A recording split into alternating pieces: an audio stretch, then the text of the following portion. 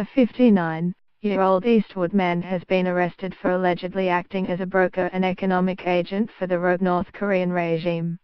The man, Chan Han Choi, has been living in Australia for 30 years and came under surveillance earlier this year after a tip-off from international law enforcement. He is understood to be South Korean-born. Australian Federal Police Assistant Commissioner Neil Gowan said the man had been acting out of a sense of patriotic duty to raise funds for the North Korean regime and, if his attempted transactions had been successful, could have raised tens of millions of dollars. This case is like nothing we have ever seen on Australian soil, AFP Assistant Commissioner Neil Gowan said. The attempted transactions related to sale of missile guidance systems and other missile componentry, and to the sale of coal, to third parties in Indonesia and Vietnam.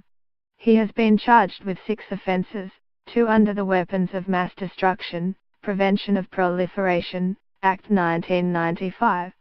The other 4 are under legislation enforcing UN and Australian sanctions against North Korea.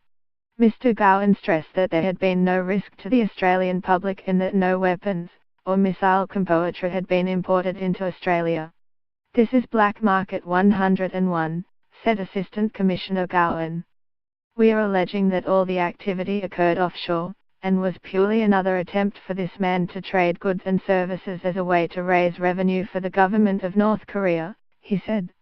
This was his goal. His actions were all around trying to raise revenue for the government of North Korea. He said it was believed the man had been in contact with high-ranking North Korean officials but gave no other details of how or when the man was recruited as a North Korean economic agent. I know these charges sound alarming. Let me be clear, we are not suggesting there are any weapons or missile componentry that ever came to Australian soil, nor that we believed that we identified any immediate threat to the Australian community. The allegation in relation to the missile componentry is that the man participated in the discussion of the componentry, which assists in the guidance of ballistic missiles, from North Korea to other entities. This man was acting as a loyal agent for North Korea.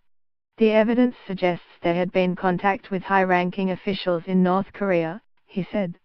However, Assistant Commissioner Gowan said there was no evidence, and in fact there was evidence to the contrary, that any foreign government officials were involved in the matter. The man was arrested following the execution of search warrants in Sydney on Saturday.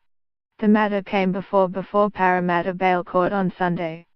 He did not apply for bail and did not appear.